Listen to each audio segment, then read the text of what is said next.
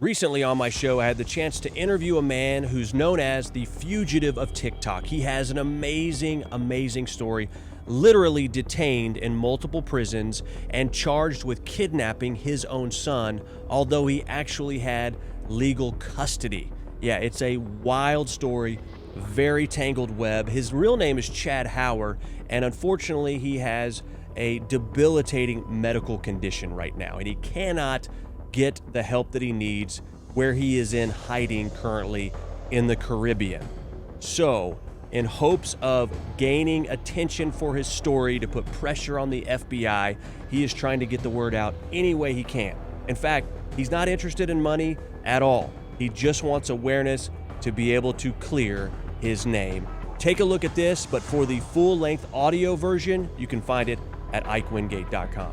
Well, my name's Chad Hauer. I'm a former Microsoft person with a senior position.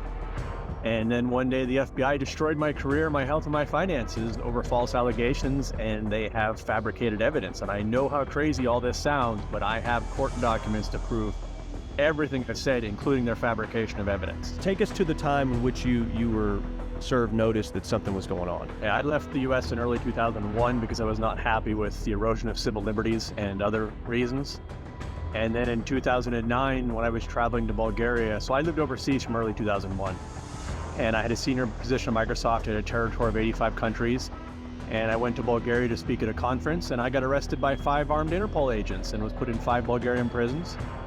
They tried to extradite me. I have been through 3 extraditions in multiple countries, and every country they've tried to extradite me from, the FBI has been sent packing because they don't have any, their claim is not even credible. They forged my son's birth date, they lied about where I'm from, and they lied about where I was in November 2006, and I have evidence to prove all of this.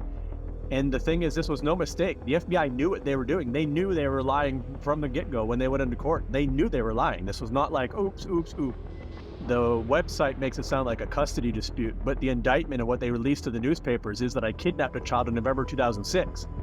The problem was I was not in the United States in November 2006. I have not been in the US since June 2006, and when I was there, I was only there for 1 week, and I was in Boston, not Pennsylvania, where they said the kidnapping occurred. I had full custody of my son because his mother had kidnapped him. She didn't want to return him.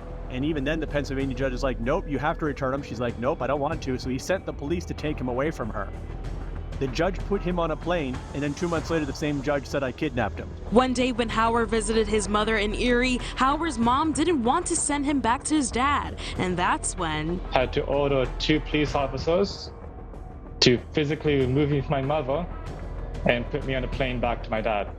And that's where the whole kidnapping thing began. So there's 4 judges so far that have been involved in this kidnapping thing, and they've all upheld it. And so it can't be a simple mistake on a mistake on a mistake. They're doing this intentionally. Theory 2 is that because my wife's parents, they were senior engineers and they had access to Russian military secrets. And so one of the working theories is that some CIA agent had a wet dream that they could recruit me and possibly turn me on my wife's parents and get Russian military secrets. So they wanted to get me into custody and try and force me to work for them. And I had 3 intelligence agencies approach me, all U.S. allies, and try and recruit me when I worked for Microsoft. I remarried a Russian citizen in 2002. Her parents were senior engineers in a military factory and had access to high-level military secrets. And so after I married her, after we got engaged, I got put on the KGB watch list. So they had questioned me. They picked me up one time from an airport. And then I also have a record when this got started. The FBI contacted the U.S. Embassy in Moscow and asked the KGB to come check on me, and they did, and I have a court record of that. They admitted that in court. What was the reason for checking on you? Do you know? Well, at that point, they were trying to frame me for kidnapping, but I didn't know that yet, so they said they were doing a child welfare check on my son. But the thing is, and was he they there with you? pretended like they didn't know where he was, and they knew exactly where he was the whole time. In fact, the KGB showed up at our door. What are you wanted for currently? Kidnapping. That goes back to 2006? He said he was never kidnapped. He's done news interviews, and not only that, but they say they don't know where we are. His mother has been here to St. Kitts and lost in court in St. Kitts. And after the extradition failed here in the Caribbean, they tried to kidnap my son. And I know how crazy that sounds, but I have court documentation showing they tried to kidnap my son when he was 13. And he's done news interviews, and he's talked about the time the FBI tried to kidnap him on foreign soil. And when that happened, the Attorney General here expelled a member of the U.S. Embassy and told them never to come back. Wow, so The FBI knows. Do they know where you are, to your knowledge? yeah. And why don't they Yep. just Oh, no, come they get you? know where I am.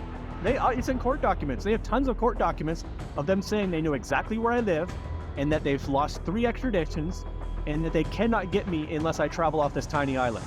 So if I travel anywhere, even to, say, the island I can see out my window, I will be arrested and I'll be put through the extradition proceedings, which can take anywhere from months to years, and I'll typically be held in a prison during that time.